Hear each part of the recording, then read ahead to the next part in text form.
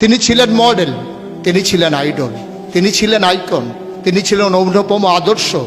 তিনি ছিলেন মধ্যম আকৃতির সুঠাম দেহের অধিকারী একটি মানুষ।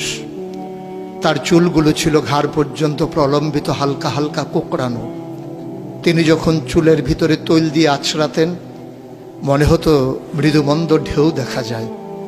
তার কপাল ছিল চওড়া, ভ্রুগুলো ছিল জোড়া ভ্রু, ধনুকের মতো বাঁকা।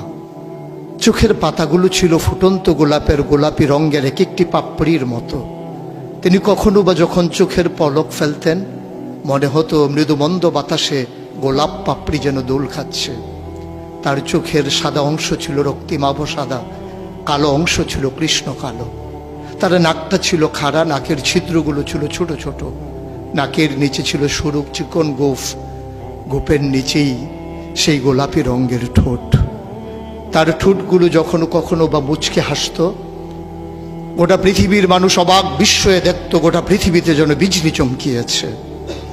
তিনি কখনো বা যখন এই রাস্তা দিয়ে হেঁটে যেতেন, 1 মাস পরেও কখনো যখন সাহাবা হাঁটতেন তার গায়ের জান্নাতি গন্ধ তারা পেতেন।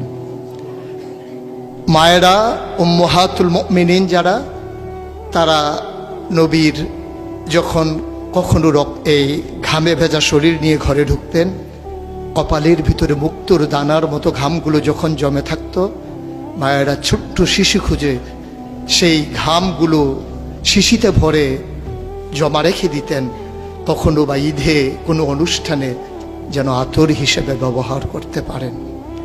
এই সুরত ধারণ করা কোনো মানুষের সাধ্যর বাইরে। কখনোই কোনো মানুষ এ সুরত ধারণ করতে পারবে না চেষ্টা করলেই। কিন্তু তার সিরত যেটা অনুকরণীয়, অনুপম আদর্শ। তিনি এসেছিলেন এই জন্যে, ওয়ামা আরসালনাকা ইল্লা রাহমাতাল লিল আলামিন।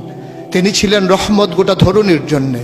যেমন করে আল্লাহ বলেছেন, ফাবিমা রাহমাতিন মিনাল্লাহি লিনতা লাহুম ওয়ালাউ কুনতা ফাজ্জান গালিজাল কলব লানফাদ্দু মিন হাওলিক ফাআফু আনহুম ওয়াস্তাগফির লাহুম ওয়াশাওিরহুম ফিল আমর ফাইজা আযামতা ফাতাওয়াক্কাল আলাল্লাহ ইন্নাল্লাহা ইউহিব্বুল মুতাওয়াক্কিলিন। তিনি এসেছিলেন তেমন করে। কেন তাকে পাঠানো হয়েছিল? আল্লাহ নিজেই বলেছেন, লাকাদ কানা লাকুম ফি রাসূলিল্লাহি উসওয়াতুন হাসানা। তিনি ছিলেন মডেল, তিনি ছিলেন আইডল, তিনি ছিলেন আইকন, তিনি ছিলেন অনুপম আদর্শ।